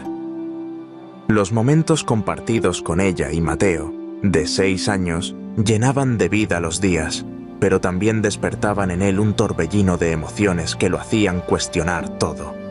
La calidez de Sofía, su risa suave, su forma de transformar lo cotidiano en algo mágico, había derribado las murallas que Alejandro había construido tras la muerte de Clara. Sin embargo, el mundo exterior, con sus reglas y prejuicios, empezaba a cerrar el cerco, poniendo a prueba el vínculo que crecía entre ellos. Una noche, bajo la luz plateada de la luna en el jardín de la mansión, Alejandro y Sofía se encontraron a solas. El aire estaba cargado de una tensión dulce, y cuando sus miradas se cruzaron, él no pudo contenerse más. Se acercó, tomó su rostro con suavidad y la besó. Un beso lento que hablaba de todo lo que había guardado durante años. Sofía, con el corazón latiendo desbocado, respondió con la misma ternura, sellando un momento que cambió sus vidas para siempre. Pero la felicidad de ese instante se vio opacada por las sombras del mundo de Alejandro. Los rumores en la alta sociedad valenciana se intensificaron, y su hermano Javier, con su mirada calculadora, no tardó en actuar. En una reunión familiar, lo confrontó con dureza. «Estás poniendo en riesgo todo lo que hemos construido, Alejandro. Esa niñera no pertenece a nuestro mundo, y lo sabes». Las palabras cortaron como cuchillos, pero Alejandro, con una firmeza nueva, respondió: «Sofía es mi mundo ahora, Javier. No dejaré que nadie me diga lo contrario». La prueba más grande llegó con una gala benéfica organizada por Salazar Ventures. Alejandro decidió llevar a Sofía como su acompañante, presentándola con orgullo ante un mar de rostros que la miraban con desdén. Ella, con un vestido sencillo pero elegante, sintió cada mirada como un peso, pero la mano de Alejandro en la suya le dio valor. En su discurso, él habló de la fundación que apoyaban, inspirada en los valores de Sofía, y por un momento, el murmullo de la crítica se suavizó. Sin embargo, en los días siguientes, los rumores se convirtieron en titulares sensacionalistas, y Javier aprovechó para sembrar dudas en la junta de la empresa, sugiriendo que la relación de Alejandro lo hacía un fit para liderar. Sofía, al leer los titulares, sintió una punzada de duda. Una noche, con lágrimas contenidas, le confesó: «No quiero ser la causa de tus problemas, Alejandro. Tal vez no encajo aquí». Él, tomándola de las manos, la miró con una intensidad que disipó sus miedos. «Tú eres mi fuerza, Sofía. No me importa lo que digan. Lucharé por nosotros». Esa noche, mientras la ciudad dormía, Alejandro supo que su amor por Sofía era más grande que cualquier obstáculo, pero también que el camino adelante sería una batalla que solo juntos podrían ganar. La batalla que Alejandro y Sofía enfrentaron en la gala benéfica había fortalecido su amor, pero también dejó claro que el mundo no dejaría de desafiarlos. En la mansión Salazar, donde la risa de Mateo, de 6 años, ahora resonaba con más frecuencia, Alejandro y Sofía encontraron un refugio en su vínculo, pero la sombra de Javier, el hermano mayor de Alejandro, seguía proyectándose sobre ellos. Cada paso hacia adelante parecía llevar consigo un nuevo obstáculo, pero juntos, con la fuerza de su amor, estaban decididos a construir una vida que valiera la pena. La tensión alcanzó su punto álgido cuando Javier, incapaz de aceptar la relación de Alejandro, convocó una reunión de emergencia con la junta de Salazar Ventures. Su plan era claro: cuestionar la capacidad de Alejandro para liderar, usando su relación con Sofía como prueba de su supuesta debilidad. La noche antes de la reunión, Alejandro compartió sus temores con Sofía en la intimidad de su sala. «Sofía, mañana podría perderlo todo. Javier está decidido a usar nuestro amor contra mí», confesó, su voz cargada de preocupación. Ella, con esa calma que siempre lo anclaba, tomó su mano. «Alejandro, no importa lo que pase en esa sala. Somos una familia, y eso es más fuerte que cualquier título». Sus palabras le dieron la claridad que necesitaba. Defendería su amor con la misma pasión con la que había construido su empresa. En la reunión, Alejandro entró con la cabeza en alto, consciente de las miradas escrutadoras. Javier habló primero, con un tono frío y calculador. «Alejandro, tu relación ha nublado tu juicio. La empresa necesita un líder que priorice el negocio, no distracciones personales». Pero Alejandro, con una serenidad que sorprendió a todos, respondió: «Sofía no es una distracción.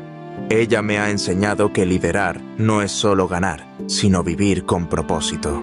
Mi compromiso con esta empresa es más fuerte que nunca, porque ahora sé lo que realmente importa». Sus palabras, cargadas de verdad, resonaron en la sala. Un accionista veterano, que había visto crecer la empresa, se levantó en su apoyo. «Alejandro lidera con el corazón y la cabeza.